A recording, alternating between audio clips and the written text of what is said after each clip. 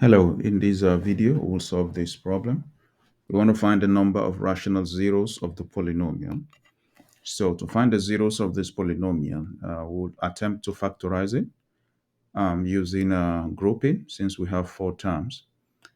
So let's try to factor here between the first two terms. If we try to factor out the first two terms, we have 2x to the power 3 is common.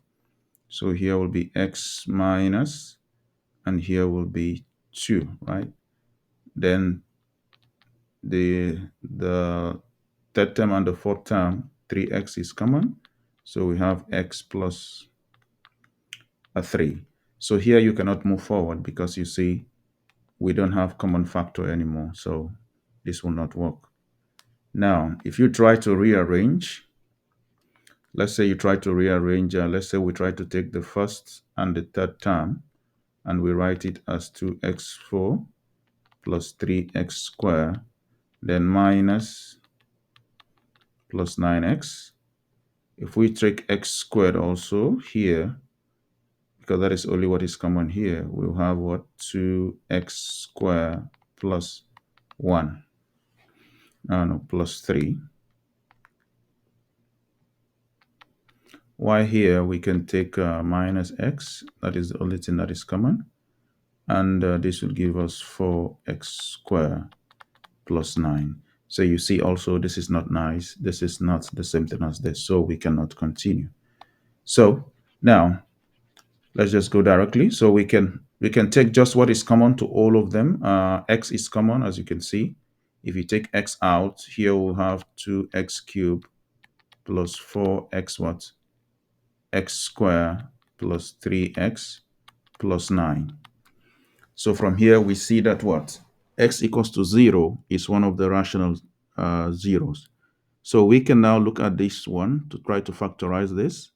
And since here we have this to be a constant term, we can use the rational zero theorem. So what are the possible rational zeros? So possible rational zeros,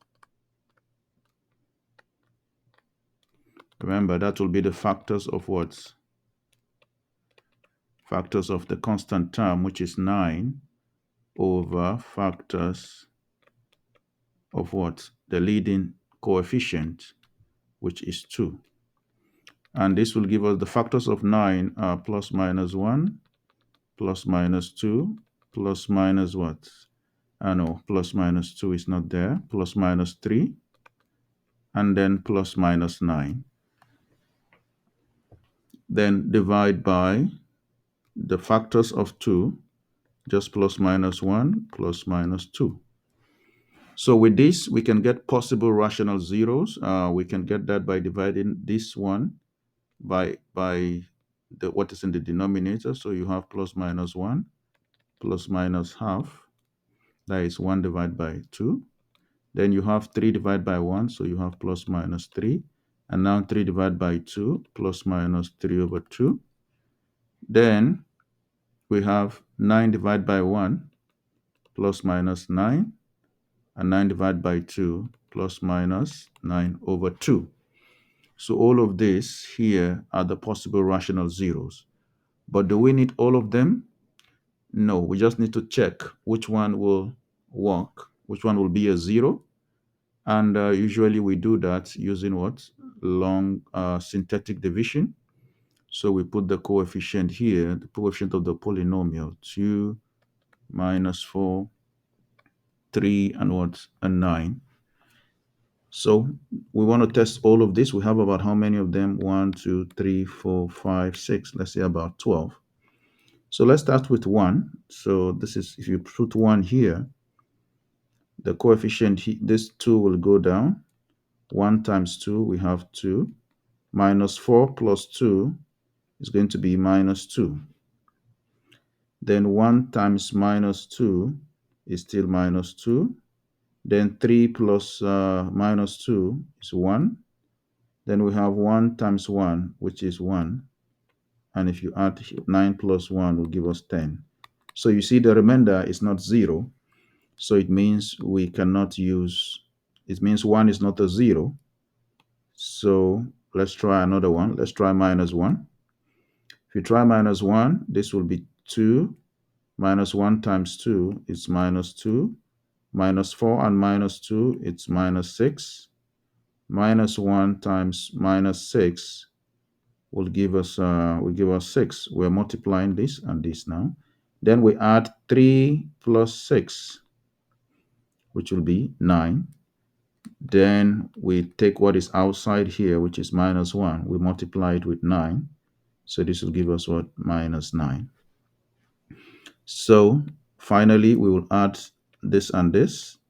9 plus minus 9. You see the remainder is 0. So this is our remainder.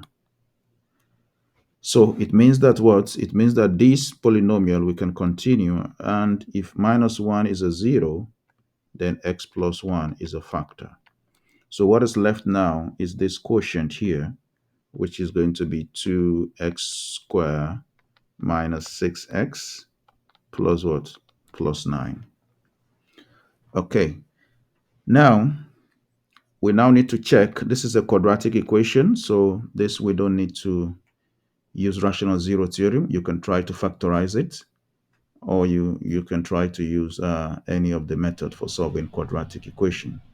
But it's always good to check. So we can first of all check this quadratic equation. What will be the nature of the solution? Is it going to be rational? Is it going to be complex? Is it going to be real? So how do we do that? We can find the discriminant. We can take a, as you can see, a is 2, b is what? Minus 6, and c is what? 9. So the discriminant, which is b squared minus 4ac, is just going to be minus 6 squared minus 4 times a, which is 2, then times 9.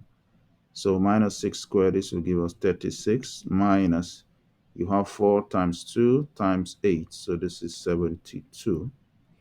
And this will be just minus 36, so which is less than 0.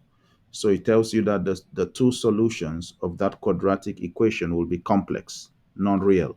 But here we are interested in the what? In the rational zeros, right? So it means you are interested in the real zeros that are rational.